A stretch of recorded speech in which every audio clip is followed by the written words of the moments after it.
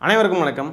பிரதமர் மோடி அவர்கள் பார்த்தீங்கன்னா சமீபத்தில் ஒரு சேனலுக்கு இன்டர்வியூ கொடுத்துருக்காருங்க. அந்த இன்டர்வியூவில் அவர் பேசியிருக்கிறத பார்த்தாக்க நாட்டுடைய பிரதமர், இந்தியாவுக்கு பிரதமர் இப்படி பேசுகிறாரே, என்ன இது, இவருக்கு யோசிக்கிற திறன் இருக்கா, மக்களை இவர் என்னவா நினைக்கிறாரு, மக்களுக்கு நல்லது செய்கிறத பற்றி இவர் என்னவா நினைக்கிறார் அப்படின்றத நம்மளால் புரிஞ்சுக்க முடியுது.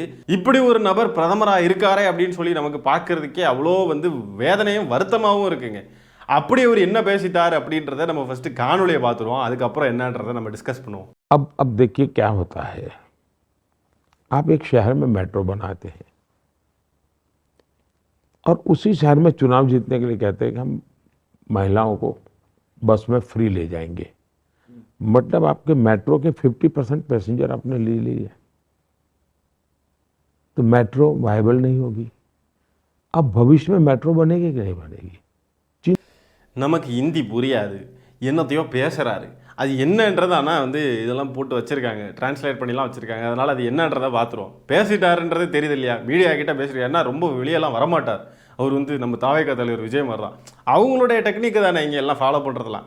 அவரை மாதிரி தான் இவர், தப்பாக சொல்லிட்டேன், இவரை மாதிரி அவருன்ட்டு, அவரை மாதிரி இவர். அதனால ரேராக வெளியே வந்திருக்காப்புல பேசுகிறப்ப பார்த்தீங்கன்னா சில அரசியல் கட்சி பார்த்தீங்கன்னா பஸ் எல்லாம் ஃப்ரீயாக விடுறாங்க பெண்களுக்கு, அதனால மெட்ரோ ட்ரெயினுக்கு யாரும் வரமாட்டேங்கிறாங்க, மெட்ரோ ட்ரெயினுக்கு வரக்கூடிய வருமானம் பாதிக்கப்படுது, இந்த பஸ்ஸில் பெண்கள்லாம் ஃப்ரீயாக போகிறதுனால டிராஃபிக் அதிகமாகுதான், சுற்றுச்சூழலுக்கு கேடு விளைவிக்குதான் பஸ்ஸில் போகிறதுனால. பார்த்துக்கோங்க, இந்தியாவுடைய பிரதமர் பேசுகிற பேச்சு என்ன லாஜிக்கா இது? பஸ்ஸில் போனால் எப்படிங்க இது சுற்றுச்சூழலுக்கு கேடாக முடியும்? ஆடப்போ விடுங்க. தமிழ்நாட்டின் மேல எவ்வளோ வன்மம் பிடிச்சி போயிருக்காங்க பாருங்க. என்ன பேசுறோம், ஏது பேசுறோம், என்ன பண்றோம், ஏது பண்றோன்னே தெரியாமலே செயல்படுறாங்க. நாட்டுடைய பிரதமரே இப்படி கதிகலங்கி போய் இருக்கார். நம்ம மாண்புமிகு முதலமைச்சர் திரு மு.க. ஸ்டாலின் அவர்களுடைய செயல்பாடை பார்த்து பிரதமரே என்ன பேசுறதுன்னு தெரியாம கண்டதே உளறிக்கிட்டு இருக்காப்ல. ஆகவே பிரதமர் அவர்கள் ஒரு விஷயத்த ஒப்புக்கொள்றார். அவங்க கூட்டணி ஆட்சிக்கு வந்துச்சுன்னு சொன்னாக்க இந்த கட்டணமில்லா பேருந்து சேவையை நாங்கள் முதல்ல நிப்பாட்டிடுவோம். அதுக்கு ஒரு காரணம் வர வச்சிருக்காங்க, மெட்ரோவில் ஆட்கள் வரமாட்டேங்கிறாங்களாம். என்ன லாஜிக்கலா இது? ஆகவே இதை ஒப்புக்கொண்டு விட்டார். மக்களே உஷாரா இருந்துக்கோங்க, பெண்கள் அதுலையும் கவனமா இருங்க. இவங்களுக்கு போய் ஓட்டு போடுறீங்கடா, நீங்களே உங்க தலையில மண்ணை வாரி போடுறீங்கன்னு தான் அர்த்தமாகுது. அதுலயும் பெர்சன்டேஜ் கணக்கெல்லாம் சொல்றாரு, 50% வாடிக்கையாளர்கள் மெட்ரோவுக்கு வராம போறாங்க அப்படின்றப்பல. இந்த பெர்சன்டேஜ், இந்த டேட்டாலாம் எங்க இருக்கு, தேடி பார்க்கணும் போல இருக்கு எனக்கு. அப்படியே 50% பேர் மெட்ரோவுக்கு வரலனாலும் ஒன்றும் பிரச்சனை இல்லை. பெண்களுக்கு அது உபயோகமா இருக்கா? பெண்களுக்கு ஒரு இடத்துல இருந்து இன்னொரு இடத்துக்கு போறதுக்கு கொஞ்சம் கட்டணம் இல்லாம போயிட்டு வர்றதுக்கு முடியுதா? வேலைக்கு போறவங்களுக்குலாம் ரொம்ப உபயோகமா இருக்கு. அதுதானே முக்கியம். அதை தாண்டி மெட்ரோவுக்கு வரணும், கவர்மெண்ட்டுக்கு இன்கம் வரணும், அதுதான் முக்கியமா? ஓட்டு போடுறவங்களை கஸ்டமர்ஸாக பார்த்தாக்க இப்படி தான் யோசிக்க தோணும். இப்போ பிஸ்னஸ் பண்ணுறவங்கலாம் பார்த்தீங்கன்னா இதில் போட்டால் அதில் வருவாங்களா, அதில் போட்டால் இதில் வருவாங்களா, இதில் இந்த டிஸ்கவுண்ட்டை போடுவோம், அதில் அதை போடுவோம்னு பிஸ்னஸ் பண்ணுறவங்க யோசிப்பாங்க. அப்போ பொதுமக்களை நீங்கள் ஒரு பிஸ்னஸுக்கான கஸ்டமராக பார்க்குறீங்க. மாண்புமிகு முதலமைச்சர் திரு மு.க. ஸ்டாலின் அவர்கள் கொண்டு வரக்கூடிய திட்டங்கள் எல்லாத்தையும் பார்த்து இவங்களுக்கெல்லாம் வைத்தெரிச்சல். 1000 ரூபாய் மகளிர் உரிமை தொகை கொடுக்கறத பார்த்து வைத்தெரிச்சல், அதுக்கு வழக்கு போட போறாங்க. பெண்களுக்கு கட்டணம் இல்லாம பேருந்து சேவை கொடுத்தா அதையும் பார்த்து வைத்தெரிச்சல். மெட்ரோவுக்கு வரக்கூடிய மக்களுடைய எண்ணிக்கை கம்மியாகுதுன்னு ஒரு உருட்டு விட்டுறாங்க. ஆனா இந்த தேர்தலில் இவங்க எல்லாரையும் மண்ணை கவ வைக்க போறாங்க தமிழ்நாட்டு மக்கள், அதுலயும் குறிப்பா பெண்களே உஷாரா இருங்க. கண்டிப்பா உங்களுடைய ஓட்டை போய் போடுங்க. நீங்க யாருக்கு ஓட்டு போடுறீங்களோ இல்லையோ அது உங்க விருப்பம். ஆனால் நீங்கள் தயவு செஞ்சு இந்த என்டிஏ கூட்டணியில் இருக்க எந்த கட்சியும் ஓட்டு ஓட்டுறாங்க, அவ்வளோதான் சொல்ல முடியும். பிரதமர் மோடி அவர்கள் இப்படி சொல்கிறாரு. ஆனால் அவங்க கூட்டணியில் இருக்கக்கூடிய எடப்பாடி பழனிசாமி அவர்கள் சொல்கிறாரு, நாங்கள் ஆண்களுக்கும் கட்டணமில்லா பேருந்து சேவையை நாங்கள் கொடுப்போம் அப்படின்னு அவர் சொல்கிறாப்புல. எடப்பாடி பழனிசாமி அவர்கள் சொல்கிறபடி பார்த்தா தமிழ்நாட்டில் யாருமே பஸ்ஸுக்கு காசு கொடுக்காம எல்லாருமே கட்டணம் இல்லாமல் போயிடலான்றது தான் அதோடைய அர்த்தம். ஆண்களாக இருக்கட்டும் பெண்களாக இருக்கட்டும் எல்லாருமே ஃப்ரீயாக போயிடலாம்ன்றது தான் அதோடைய அர்த்தம். ஒரே கூட்டணியில் இருந்துக்கிட்டு ரெண்டு பேரும் ரெண்டு விதமாக பேசுகிறாங்க. இது என்ன? இது சும்மா ஓட்டுக்காக சொல்லி வைப்போம், நம்ம என்ன கொடுக்கவா போகிறோம், அதெல்லாம் செய்ய போகிறது கிடையாது. எடப்பாடி பழனிசாமி அவர்கள் இப்படி ஒரு அறிவிப்பு கொடுத்துருக்காருன்றது மோடி அவர்களுக்கு தெரியல போல, இல்லை தெரிஞ்சும் மறந்துட்டாரா என்னன்னு தெரியல. ஏன்னா மனசுக்குள்ள உள்ளது தானே வெளிப்படையாக வரும். பிரதமர் மோடி அவர்கள் சொல்கிறத எடப்பாடி பழனிசாமி அவர்களுடைய பிரச்சாரத்தில் சொல்லி ஓட்டு கேட்கணும் மக்கள்கிட்ட, நல்லா சிறப்பாக இருக்கும், மக்கள்லாம் நல்லா கவனிப்பாங்க. அதான் என்ன சொன்னேன்னா ஓட்டு போடுறத சொன்னாங்க. தேர்தலில் இவங்களை நல்லா மண்ணை கவ வச்சு நல்லா சிறப்பாக கவனிப்பாங்கன்னு சொன்னேன். ஒரு நாட்டுடைய பிரதமர் டேட்டா ஸ்டாட்டிஸ்டிக்ஸ் வச்சு ப்ராப்பராக தெளிவாக பேசணும் அப்படின்றது இல்லாமல் சும்மா எவனாவது வாட்ஸ்அப்பில் அனுப்புறது, வாட்ஸ்அப் யூனிவர்சிட்டியில் வர்றது, எவனாவது வாயால் சும்மா பேசுறது, அதை காதால் கேட்கறது, அதையெல்லாம் பேசிக்கிட்டு இருக்காரு பாருங்க. ஒரு நாட்டுடைய பிரதமர் 50% பேர் மெட்ரோவுக்கு வராமல் போகிறாங்களாம், கட்டணம்லாம் பேருந்து சேவை இருக்கிறதுனால. என்ன இது? இந்த பாஜக பார்த்தீங்கன்னா எப்போ பார்த்தாலுமே பெண்களுக்கு எதிரான மனநிலையிலேயே செயல்பட்டுக்கிட்டு இருக்காங்க. இருக்காங்க. இப்போ கூட சமீபத்தில் பார்த்தீங்கன்னா எம்பி ஜோதிமணி அவர்களை வந்து ரொம்ப கேவலமாக கொச்சையான வார்த்தைகளில் பேசினாங்க. அதுபோக நயினார் நாகேந்திரன் அவர்கள் பார்த்தீங்கன்னா த்ரிஷா அவர்களை வந்து இழிவுபடுத்துகிற மாதிரி பேசினாப்புல. ஒரு தேசிய கட்சியுடைய மாநில தலைவர் வந்து அவ்வளோ கொச்சையாக பேசிக்கிட்டு போனாப்புல. மணிப்பூரில் பெண்களுக்கு அவ்வளோ கொடுமைகள் நடந்துச்சு. விளையாட்டு வீராங்கனைகளை பாஜக என்னென்ன பாடுபடுத்துச்சு எல்லாமே பாருங்க பெண்களுக்கு எதிராகவே இருக்கு. பெண்களுக்கு கட்டணம் இல்லாமல் பேருந்து சேவை கொடுத்தா நாடு எப்படி முன்னேறும்னு கேட்குறாங்க. நாட்டுடைய பிரதமர் கேட்குற கேள்வி, நாட்டுடைய பிரதமர் பேசுகிற பேச்சு, 5 ரூபாய்க்குள்ள டிக்கெட்டை வந்து கேன்சல் பண்ணி அதை கட்டணம் இல்லாமல் ஆக்குறது வந்து சுற்றுச்சூழலுக்கு பாதிப்பு, நாட்டுடைய பொருளாதாரத்திற்கே வீழ்ச்சி. இதெல்லாம் பார்த்தீங்கன்னா இமாலய தவறு. டிராஃபிக் நாட்டில் கூடுது, இதெல்லாம் தவறு. ஆனால் பார்த்தீங்கன்னா பெரிய பெரிய கோடீஸ்வரர்களுக்கு, பல்லாயிரக்கணக்கான கோடிகளுக்கு சொந்தக்காரர்களுக்கு கடனை தள்ளுபடி பண்ணுறதெல்லாம் பார்த்தீங்கன்னா நாட்டுடைய வளர்ச்சி.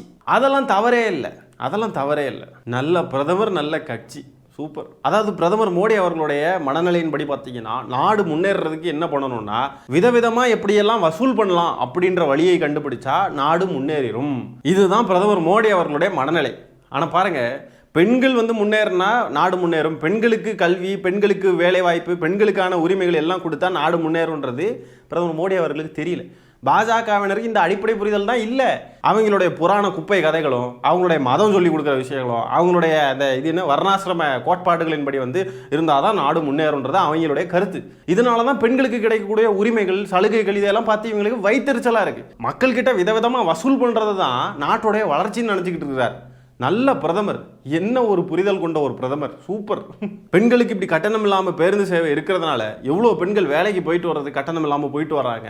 இதுவே ஒரு ப்ரிவிலேஜ் தான். ஒரு இடத்துக்கு போயிட்டு வரணும்னா பெண்களுக்கு போயிட்டு வர முடியுது. இதெல்லாம் ப்ரிவிலேஜ், அவங்களுக்கு கொடுக்கக்கூடிய ப்ரிவிலேஜ். இதுதான் ஒரு அரசுன்றது, இப்படி தான் செயல்படணும். மக்களை எக்ஸ்ப்ளாய்ட் பண்ணிக்கிட்டே இருக்கிறதுக்கு பேர் அரசு கிடையாது. பிஸ்னஸ் பண்ணுறவங்க கூட மக்களை எக்ஸ்ப்ளாய்ட் பண்ணணும்னு நினைக்க மாட்டாங்க. மக்களுக்கு எப்படி நம்ம இந்த பொருளை கம்மி விலையில் கொடுத்து இந்த பொருளை இப்படி ஏற்றி இதில் நம்ம எப்படி காசு சம்பாதிக்கலாம்னு அப்படி நினைப்பாங்க. ஆனால் இவங்க பெண்கள் முன்னேறவே கூடாது, பெண்களுக்கு எதுவுமே கிடைக்கக்கூடாது, அதுதான் நாட்டுடைய வளர்ச்சின்னு கேனத்தனமான புரிதலோடு இருக்காங்க. இவங்கெல்லாம் இப்படி பேசுகிறத வந்து வடக்கலையெல்லாம் என்கரேஜ் பண்ணுறாங்க. அதனால தான் அவங்க வந்து சின்ன வயசுலேயே பெண்களை கல்யாணம் பண்ணி கொடுத்து சோத்துக்கு வழி இல்லாமல் ஆக்கி 400 ரூபாய்க்கும் 500 ரூபாய்க்கும் தள்ளாடிக்கிட்டு இருக்கிறவங்களுக்கு சின்ன வயசுலேயே ஒரு பொண்ணை கட்டி கொடுத்து எதையும் அனுபவிக்க விடாமல், ட்ரெயின்லலாம் பார்த்தீங்கன்னா சில ட்ரெயினில் நார்த் இந்தியாவை சேர்ந்த பசங்கள்லாம் வந்து அவங்களுடைய மனைவிமார்களை வந்து அந்த தரையில் உட்கார வச்சு கூட்டிகிட்டு போவாங்க, டிக்கெட்டும் எடுக்காமல். பார்க்க பரிதாபமாக இருக்கும், ரொம்ப பாவமாக இருக்கும். இதுக்கெல்லாம் காரணம் என்ன? ஏன்னா பெண்கள் முன்னேறக்கூடாதுன்றதை அடிப்படையாகவே அவங்க மனநிலையில் ஊறி போயிருக்கு. அதை வந்து விதைச்சி வச்சிருக்கு இந்த பாஜக போன்ற கட்சிகள். அங்கே இருக்கிற மக்களையெல்லாம் முட்டாளாக்கி இவங்களுக்கே ஓட்டு போட வைப்பாங்க. தேர்தல் நேரத்தில் மட்டும் 10,000 ரூபாயை கொடுத்து ஓட்டு போட வச்சுருவாங்க.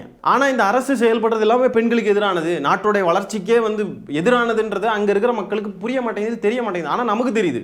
இதையெல்லாம் நம்ம வந்து பேசுகிறோம், இதையெல்லாம் வச்சு நம்ம அரசியல் பண்ணுறோம். அதனால நம்ம மக்கள் தெளிவாக இருக்காங்க. இவங்களுடைய பார்வையிலெல்லாம் பெண்கள் வந்து பிள்ளை பத்து போடுற மிஷின் மட்டும்தான், அதுக்கு மட்டும்தான் அவங்க உபயோகப்படுவாங்க. அது தாண்டி வீட்டில் சமைச்சு போடணும், சமைச்சு கொட்டணும், பெண்கள் வேலைக்கு போகக்கூடாது, எதுலேயும் முன்னேறக்கூடாது, அவங்களுக்கு கவர்மெண்ட் எந்த சலுகையும் கொடுக்கக்கூடாது, முடிஞ்சளவு அவங்களுடைய உழைப்பை வந்து சுரண்டணும், அவங்கள எக்ஸ்ப்ளாய்ட் பண்ணணும், அவங்கள நல்லா யூஸ் பண்ணிட்டு பிடிச்சி புளிஞ்சு கசக்கி தூக்கி தூர எறிஞ்சிடணும். அதுவும் முன்னாடி காலத்துலலாம் சதின்ற கொடுமை, ஆண்கள் செத்தா பெண்கள் கூடவே சேர்ந்து செத்துறணும், புருஷன் செத்து போயிட்டான்னா பெண்கள் வேற கல்யாணம் பண்ணக்கூடாது, வேற எதுவும் செய்யக்கூடாது, தலையை குனிஞ்சே நடக்கணும். இப்படிப்பட்ட கொடுமைகளை எல்லாம் பெண்களுக்கு இழைச்சிக்கிட்டு இருக்கிற ஒரு மனநிலை தானே இவங்களுக்கு இருக்கு. வடநாட்டில எல்லாம் அந்த மக்களை இன்னும் அப்படியே வச்சு தான் அவங்க எல்லாம் முன்னேறாம உருப்படாம இருக்கிறதுக்கு காரணம் இதுதான். எனக்கு இப்போதாங்க ஒரு விஷயம் புரியுது. கோயம்புத்தூர், மதுரை போன்ற நகரங்களுக்கு மெட்ரோவுக்கான ஒப்புதலை வந்து இவங்க வழங்காம இருக்காங்க பாருங்க. இதுதான் காரணம் போல இருக்கு. அங்கதான் பெண்களுக்கு கட்டணம் இல்லாமல் பேருந்து சேவை கொடுக்குறாங்க இல்லையா? அப்போ மெட்ரோ திட்டத்திற்கு ஒப்புதல் கொடுத்தோன்னு சொன்னாக்க எல்லாரும் வந்து பஸ்ல தான் போவாங்க, அதனால கவர்மெண்ட்டுக்கு வர ரெவன்யூ வந்து கம்மியாயிரும், அதனால ஒப்புதல் கொடுக்க வேண்டாம்னு நினச்சிக்கிட்டு தான் ஒப்புதல் கொடுக்காம இருக்காங்கன்னு நினைக்கிறேன். எப்படிப்பட்ட வடிகட்டின முட்டாள்கள் நம்ம நாட்டை ஆள்றாங்கன்னு பாருங்க, தெரிஞ்சுக்கோங்க மக்களே. இவங்க கூட போய் இந்த அதிமுகவும் சேர்ந்துருக்கு, அதுவும் வடிகட்டின முட்டாள் தானே, அது மட்டும் என்ன வடிகட்டாத முட்டாளா? இப்படியெல்லாம் இவங்க பேசிக்கிட்டு இருந்தாதான் இவங்களுடைய உண்மை முகம் என்னன்றது வெளியே மக்களுக்கு தெரியும். இவங்க எப்படிலாம் யோசிக்கிறாங்க, என்னெல்லாம் பேசுகிறாங்கன்றது மக்களுக்கு தெரியும். இவங்களுக்கு எதுக்கு வாக்களிக்க கூடாதுன்ற காரணங்கள் மக்களுக்கு மீண்டும் மீண்டும் ஸ்ட்ராங் ஆகிட்டே இருக்கும். முதலமைச்சர் சொன்ன டயலாக் தான் ஞாபகம் வருது, எங்கள் கேரக்டரே நீங்கள் புரிஞ்சிக்க மாட்டேங்கிறீங்களே, நீங்கள் என்ன செஞ்சாலும் இங்கே உங்கள் வண்டி ஓடாது, நீங்கள் டப்பா இன்ஜின் தான், அதுவே ஒரு டப்பா இன்ஜின் தான், அந்த டப்பா இன்ஜினை இன்னும் உடச்சி தார்மாராக சுக்குனராகி அது திருப்பி இந்த பக்கமே வராத அளவுக்கு 2026 சட்டமன்ற தேர்தலில் ஓட விரட்ட போகிறோம் நாங்கள் தமிழ்நாட்டு மக்கள் எல்லாரும் சேர்ந்து. பிரதமர் மோடி அவர்களுடைய இந்த கூறுகட்டத்தனமான இந்த கருத்தை பற்றி நீங்கள் என்ன நினைக்கிறீங்க அப்படின்றத கமெண்ட்ஸில் பதிவு பண்ணுங்கள். இந்த காணொலியை நான் இத்துடன் நிறைவு செய்து கொள்கிறேன். நன்றி, வணக்கம்.